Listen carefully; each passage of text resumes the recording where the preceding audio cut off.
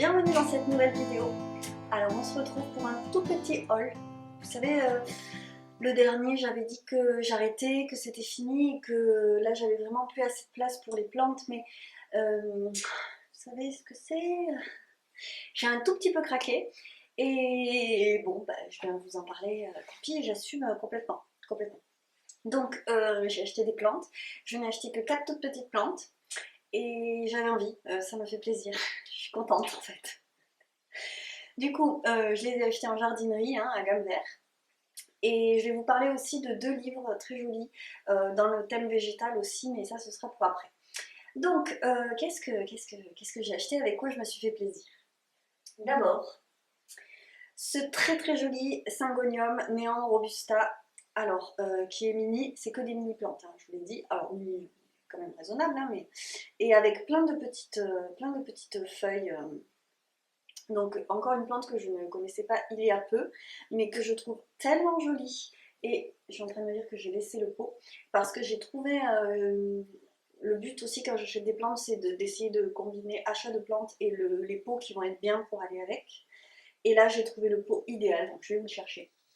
Alors d'ailleurs c'est pas un pot, c'est un cache-pot, hein. Il n'y a pas de trou. Et alors je trouve que les couleurs sont tellement belles ensemble, c'est parfait. Alors, j'ai fait ces achats il y a un peu moins d'une semaine. Ouais, j'ai traîné à tourner cette vidéo, mais comme ça je vais vous montrer des livres aussi. Et par contre aujourd'hui c'est prévu de les rempoter parce que moi ces petits pots c'est pas possible. En plus du coup ils ont soif très vite je trouve là-dedans. Donc je les rempote tout à l'heure et ça fera partie de cette vidéo. Donc un Syngonium que je trouve particulièrement beau, moi c'est la couleur qui m'a fait craquer, ce rose, ce vert rose, avec certaines feuilles sont plus roses que d'autres, ça m'a fait craquer, je la trouve romantique cette plante, j'adore. Bon, donc je suis très heureuse de cet achat. Après, j'ai encore craqué pour une toute petite fougère, j'aime trop les fougères. Et du coup, comme ça fait une semaine qu'elle est à la maison, je peux vous en raconter une bonne, qui n'est pas bonne du tout, c'est qu'elle est déjà morte en fait. Et elle est passée de trépas à revie, vie, trépas, vie. Vous voyez ces petits pots, c'est chiant parce qu'en fait je ne l'ai pas arrosé tout de suite, j'essaye de les laisser tranquilles quand elles arrivent à la maison. Et elle a séché quoi. Donc il est temps que je la rempote. Heureusement, bon, je lui ai fait un bain, donc je l'ai posée dans l'eau. Et elle a bu ce qu'il fallait, c'est revenu à peu près, mais elle a quand même souffert. Donc elle en a bien besoin aussi. Et elle ira avec sa copine, ma fougère que j'avais déjà, celle-là que j'avais trouvée à Lidl. Je pense pas qu'elle ait l'endroit idéal non plus, mais je vais trouver, à force, je vais trouver. Voilà, ça, c'est quand même censé être résistant. D'ailleurs, vous voyez, elle était vraiment toute sèche et elle est repartie. Alors je la trouve particulièrement belle, hein. Vraiment, c'est... Là, elle a des feuilles hyper graphiques, elle est ravissante. Voilà, il me tente de... Ça va leur faire du bien que je les rempote. Après, j'ai trouvé une Schefflera. Alors ça, faut avouer que c'est super graphique. C'est un peu un classique en plante d'intérieur. Et je vous ai pas dit les tarifs. La petite fougère, elle était à 3 €. Le Syngonium, il était un peu plus cher, à 4,60 je crois. Ouais, 4,60. Le but, c'était vraiment pas de délirer sur les tarifs, hein. J'ai vu un truc, je vais craquer le mois prochain, je crois, s'il y a encore, mais bon, c'était un peu plus cher. 3,70. Donc, c'est censé être une plante facile d'entretien. Donc j'espère que je vais réussir à faire en sorte qu'elle se sente bien et à la faire grandir. Elle n'est pas si petite, hein, moi je trouve. Je vais te donner de la place. Alors j'ai acheté des pots comme ça et des plus petits aussi, mais je ne vais pas la mettre là-dedans. Je vais la mettre dans un encore un peu plus gros. Peut-être ce format-là. Parce que ça c'est les péperomias que j'avais en bouture et que j'ai planté il y a 2 jours. Donc voilà, là ça va être trop petit je pense, donc je vais le mettre dans un peu plus grand. Voilà, histoire qu'elle ait aussi l'espace d'être à l'aise et de pouvoir grandir à son aise. Ouais. Et ensuite, dernier petit craquage, parce que c'est tellement joli. Bonjour, je m'appelle Claire et j'aime les plantes à feuilles rondes. Et j'adore. Alors, c'est un peperomia rotundifolia. crois que c'est ça. Il me semble que c'est ça, c'est cette variété-là. Oh, qu'est-ce que j'aime ces plantes. Ah ouais, il se plaît, il se plaît. Alors lui, je vais pas le remboter, je sais. Les péperomias, il faut qu'il soit à l'étroit. Bon, ben alors tu vas rester à l'étroit. Donc je vais trouver son petit cache-pot. Est-ce qu'il a un trou? Ouais, un tout petit trou. Mais j'ai laissé l'étiquette parce que c'est souvent sur des étagères à l'intérieur. Donc j'essaye de faire en sorte. C'est pas Jojo les coupelles, mais on sait jamais, hein, comme je me mette à arroser directement que j'y pense pas. J'en suis capable.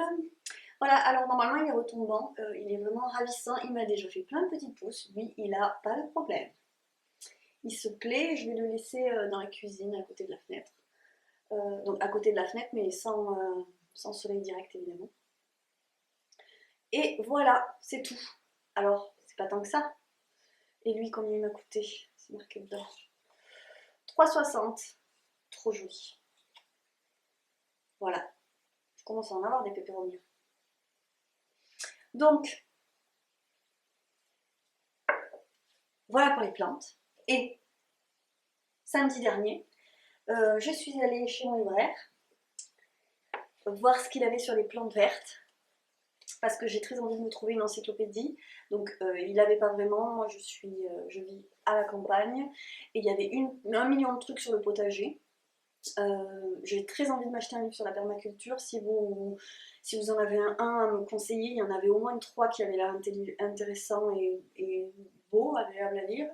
Voilà, j'ai pas craqué. Des livres sur le jardin, j'en ai. C'est des livres, ce que j'appelle des livres de famille. Je les ai toujours vus à la maison. Et donc j'en ai récupéré. Je vous ferai peut-être une petite vidéo sur le jardin aussi. Mais moi, j'ai vraiment du boulot à la maison pour faire quelque chose qui vaille. Et j'aimerais bien passer un peu en permaculture. Il y a du boulot. Et c'est pour ça. Bref, donc ce n'est pas le sujet. Il y avait un magnifique livre sur les plantes succulentes.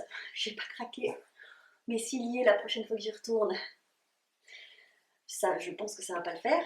J'aime trop ça, il était vraiment très beau. Et si vous avez des encyclopédies ou des bons livres sur les plantes vertes, l'entretien, les variétés, n'hésitez surtout pas à me dire, ça m'intéresse.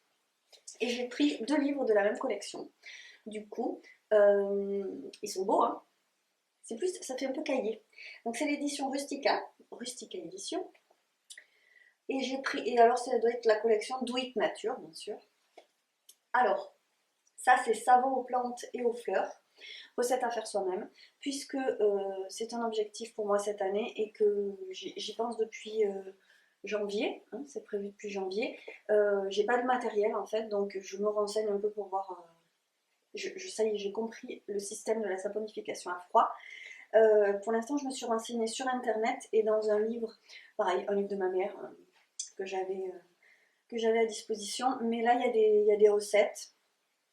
Il y a plein de choses aussi pour faire des choses un peu plus jolies. Voilà, et puis j'aime bien l'idée d'avoir quelques recettes parce que moi, comme j'ai quand même jamais fait de savon, c'est un bon départ hein, d'avoir des idées générales. Et ils sont vachement bien faits, je trouve, c'est très clair, c'est simple. Au début, vous avez des encarts sur les techniques et le matériel à avoir. Je trouve que c'est concis. Et alors, ce qu'il y a de bien aussi, c'est que pour la saponification à froid, on utilise de la soude caustique, donc il faut que la soude soit complètement disparue une fois que le savon est terminé. Et donc pour ça, il faut faire des calculs. Et il y a un tableau pour faire ces calculs. Donc ça, c'est bien, parce qu'en fonction du corps gras qu'on utilise, il ne faut pas les mêmes quantités de soude et justement de corps gras. Donc voilà, ça fera forcément l'objet d'une vidéo si j'arrive à m'y mettre, hein. Mais j'espère bien quand même. Et le deuxième, donc toujours Do It Nature, c'est teinture végétale et éco-print. Donc je m'y connais déjà un petit peu, j'ai déjà un peu testé, comme vous savez si vous me suivez sur Instagram ou même dans les vidéos. Hein. L'année dernière, je me suis mise à l'éco-print, j'ai adoré ça, mais j'ai fait ça à titre d'expérience. Moi, je me suis lancée, j'ai pris quelques informations aussi sur internet. C'est pas facile, moi, je trouve, de trouver des publications dessus. Et là, c'est pas mal fait. Donc, l'idée, c'est ils ont des petits projets. Alors, pareil, hein, vous avez les grands axes avec comment préparer et mordancer chaque catégorie de tissu. Il y a aussi une petite partie, c'est rapide à chaque fois, hein, c'est des petits livres, mais il y a aussi une petite partie sur les plantes, comment choisir ces plantes pour faire ce genre de teinture et d'impression. Et franchement, c'est très bien fait, les photos sont agréables, tout est lisible. Et j'avais envie de voir ce qu'on dit, ce qui pouvait être dit en fait en français aussi, parce que alors, bon, j'ai regardé pas mal de sites en anglais sur l'EcoPrint. Je suis quand même clairement pas bilingue, donc je comprends ce que je peux. Alors après, ce qu'ils font, eux, c'est qu'ils font des foulards, ils font un châle, ils font un poncho, kimono, ils teignent des bodys. Donc après, c'est des projets comme ça, mais moi, je vais regarder les recettes et puis prendre les infos qui m'intéressent dedans. Donc je suis bien contente, et en plus, je trouve que c'est des jolis objets. Jolis objets. Donc voilà, je suis assez contente de mes achats, je dois avouer. Et alors eux, ils coûtent 9,95 €. Comme je vous dis, vous voyez qu'en ce moment je suis fauchée. J'essaye de ne pas faire de trop grosses folies. Et là, ça m'a fait bien plaisir, je dois bien avouer. Donc j'ai tout un petit programme devant moi. Et je vais m'occuper de rempoter mes plantes. Alors, donc je me suis mise dehors, on va rempoter.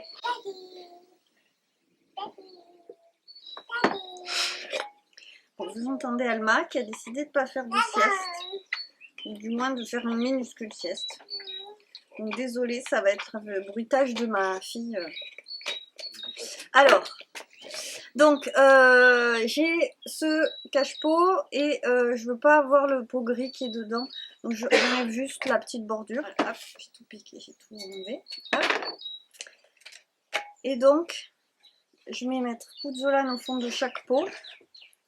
Donc ça va être le pot pour le syngonium. Là j'ai un pot pour un cache-pot avec un pot en plastique pour la fougère, j'ai pas trouvé mieux. Ouais. Et le chiflera, donc je vais le mettre là-dedans. Ouais, alors donc je vais mettre un peu de pouzzolane au fond de chaque. Moi je mets toujours une petite couche de drainage. Bon, jusque là je m'étais dégravier, mais cette année j'ai investi dans la pouzzolane.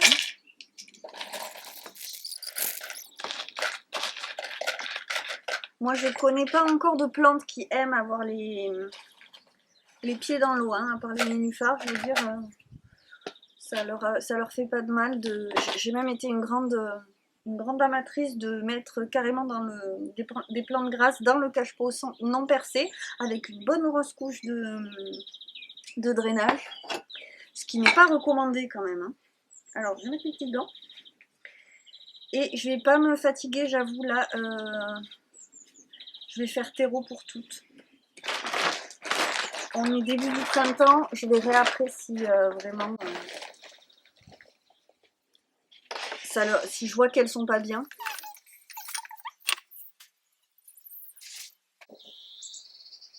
Oh là là, il a les racines qui sortent du pot. Quand je vous dis oh là là, oui. Il en a besoin.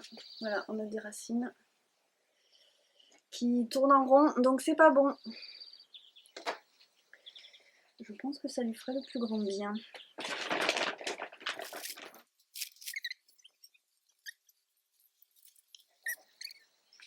Bon, j'avoue, j'ai pas essayé ni d'écarter les mottes ni rien. Moi, c'est des plantes qui ont l'air tellement fragiles comparé à ce que j'ai l'habitude que j'ai peur d'aller les trafiquer. Donc on verra bien ce que ça donne. Hop. Mais en tout cas, déjà, il aura de la place. C'est vrai que là, les racines sont le signe qu'il en avait besoin. Oh, qu'il est joli. Voilà. Allez. On passe à la fougère. Alors elle, voilà, hein, c'est pareil. Je pense qu'elle me remerciera. Elle me remerciera aussi pour l'oublier, mais on peut quand même être plus laxiste sur les arrosages. Disons que comme il y a plus de terre, elle conserve plus longtemps l'eau. Là, c'est pas fait pour moi les mini trucs comme ça. Surtout que bon, je veux pas les noyer. Du coup, j'arrive à les oublier. Et puis dans un petit pot, en fait, en une nuit, je l'ai retrouvée du jour au lendemain, toute sèche. Ça va très vite.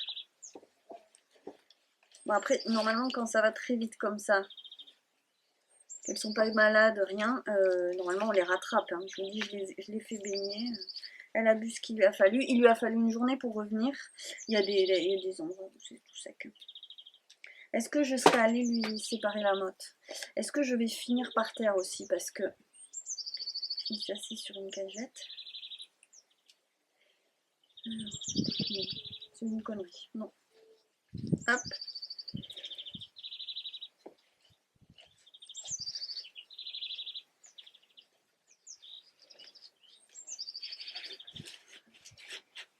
Alors, un truc que faisait ma grand-mère, c'est j'ai fait des boutures là pour le jardin et j'ai fait un mélange liquide pour bouturage, une sorte d'hormone de bouture pour bouturer quoi, qui aide à faire raciner en fait. Et ça c'est un truc, on vous dit, ils vous disent d'arroser le reste, avec ce qui vous reste d'arroser vos plantes. Arroser ce que vous venez de rempoter avec ça, ça peut être pas mal. Ça aide les racines à repartir. Et il m'en reste pas beaucoup, mais il m'en reste un petit peu. Donc je vais sûrement leur en mettre un petit peu. Voilà, ça peut pas aider, ça peut pas faire de mal. Et là c'est aujourd'hui ou demain, il va falloir que j'arrose. Je vais mettre un peu d'engrais dans les autres. Je vais pas mettre de l'engrais tout de suite sur celle-là, je pense. Et ce sera pour le prochain coup. Alors, donner trop d'informations d'un coup. Voilà. Le pot était moche. J'ai nettoyé mes pots. Hein. Mes pots en plastique, là, c'est des trucs réutilisés de choses que j'ai plantées. Je les ai passés à l'éponge, à l'eau et celui-là même au savon parce qu'il avait pas une super gueule. Alors du coup, il a l'air tout petit dans son. Mais au moins, il a plus qu'à grandir. Je sais pas si je suis fan de l'association, là. Cache popo. Je vais peut-être enlever les parties que je vois cassées et autres. Ça, c'est complètement sec. Voilà. J'aime pas trop laisser les trucs morts. Voilà. Hop, et le Schefflera. Alors. Qui lui a plein de petites pousses. Et ses grandes racines aériennes. Alors, c'est pareil. Il y a quand même ce qu'il faut en racines aussi. Je suis sage hein, parce que j'aurais mis ça dans un pot encore plus gros, je crois, il fut un temps. Alors,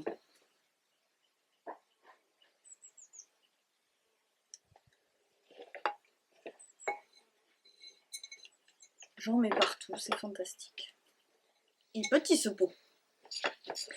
Je suis une folle. À part avec mes crassula, que elles, je laisse bien à l'étroit parce que je sais que elles vont pas chercher en profondeur.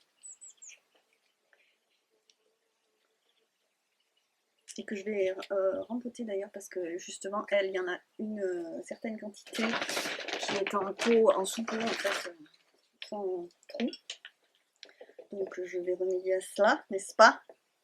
J'ai décidé de bien traiter les plantes, je vais m'occuper des vieilles aussi. Les pauvres, pas de raison. Je ne voudrais pas leur faire de mal. Bon, normalement le Schefflera c'est réputé pour être facile. Hein. Un peu comme la fougère, qui meurt et revit en 24 heures. Allez, 48. Hop. Bon, ouais, on va faire simple. Je vais voir comment ça évolue. C'est mieux déjà, c'est quand même plus adapté. C'est tout mignon. Qu'est-ce que c'est joli. C'est graphique. Voilà. Bon, ben ça sera tout, hein. Ce sera tout pour cette fois. Du coup, je vous dis au revoir pour cette fois. J'espère que cette petite vidéo vous aura plu. Voilà, moi j'ai eu grand plaisir à faire ça, à faire rentrer un peu de verdure sur la chaîne de façon plus assumée. Et on se retrouve du coup pour de nouvelles aventures, que ce soit au jardin, dans les pots ou entre mes aiguilles.